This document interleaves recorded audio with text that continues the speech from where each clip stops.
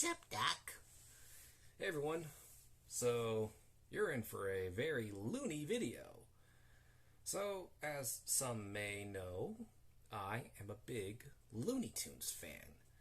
I've been a fan of Looney Tunes since I was a child, and, well, as you can tell, I have a lot of Looney Tunes merchandising. In fact, I also have a DVD of the first Space Jam movie. It's one of my favorite movies. Definitely a guilty pleasure. I never tire of watching it. For those who don't know, Space Jam did eventually get a follow-up movie before the LeBron sequel. The reason why it took probably nearly 3 decades to actually get a second Space Jam film might have to do with the last film they did after Space Jam.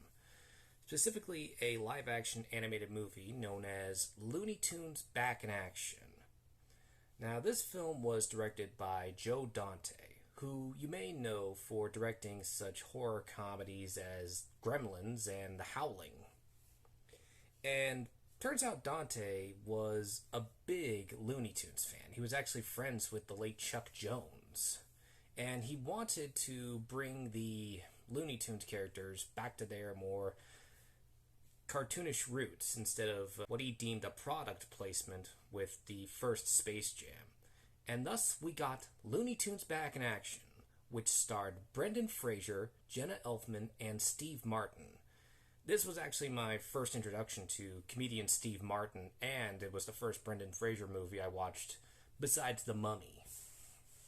And the film is also notable for having animation done by Eric Goldberg. In case his name doesn't ring a bell, Goldberg is a Disney animator. He actually did the animation for the genie in Aladdin, and he also did the animation for Phil in Hercules, and he co-directed Pocahontas. So far, Pocahontas is Eric Goldberg's only movie released in theaters that Goldberg ever directed. He's directed shorts for Disney, and he's even done animation sequences for such films as Fat Albert, and he even did a couch gag for The Simpsons long before Disney bought Fox. Now, how ironic is that? And Goldberg has been a personal friend of Chuck Jones. Eric Goldberg also was the animation supervisor for the Chuck Jones directed cartoon sequence seen at the beginning of Mrs. Doubtfire. Let me tell you, his animation is in peak condition with Looney Tunes Back in Action. A lot of people say that it's a massive improvement over the first Space Jam film, and I agree, it is quite funny. Unfortunately, Looney Tunes Back in Action, when released in 2003, had a very lukewarm, indifferent reception and sadly failed at the box office, which was a massive impact for Warner Brothers Animation, as they were then forced to do mostly TV and straight-to-video stuff, and all of their planned theatrical shorts wound up not getting theatrical shorts. And it took them a long time before they would start doing new Looney Tunes projects, like the Looney Tunes Show, Wabbit, and recently, Looney Tunes cartoons. And I honestly love them all equally. I don't discriminate. It's nice to see these animators be so diverse in all their experiments in animation styles. And, well, in light of Brendan Fraser making a comeback in Hollywood and winning the Oscar for Best Actor in The Whale, I felt it made sense to buy the physical DVD of Looney Tunes Back in Action. I hear The Whale is such a tearjerker. I mean, I might have to see The Whale first, and then see Looney Tunes Back in Action in order to get a laugh. But here's the thing about Looney Tunes Back in Action. I have noticed recently that DVDs of the film individually are scarce. You can find Looney Tunes Back in Action compilated with Space Jam, and you can buy that, but I already have a DVD of Space Jam. I just want the Looney Tunes Back in Action DVD.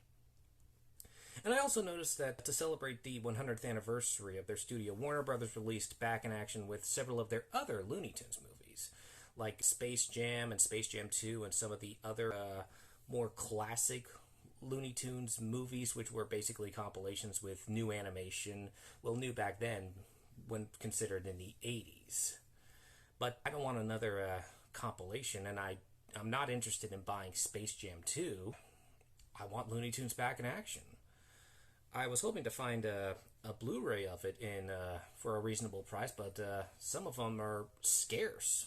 Way more scarce. But thankfully, I was able to find a DVD of the film in good condition.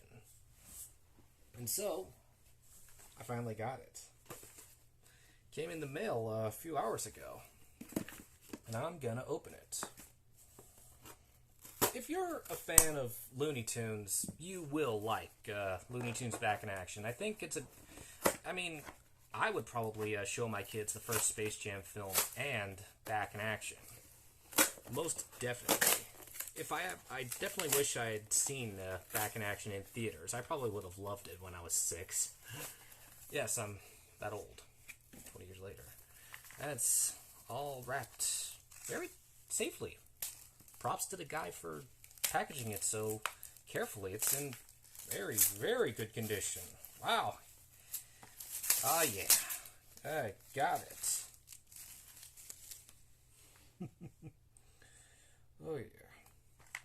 It's definitely a product of 2004. One of the expiration dates is June 1st, 2004. But there you got it, Doc. Suffering succotash! I have the DVD to Looney Tunes Back in Action! That's Sylvester. But this is awesome. I mean, I actually did enjoy this film. I mean, when I was in high school, I probably would have said I like Space Jam better, but after Space Jam 2 kind of left a sour taste in my mouth, honestly, I probably favor Looney Tunes Back in Action and Space Jam if I were to rank the franchise. But yeah, if you're a Brendan Fraser fan, or if you love Looney Tunes and you don't have this in your collection, just try and find this on eBay for a good price and you'll get something.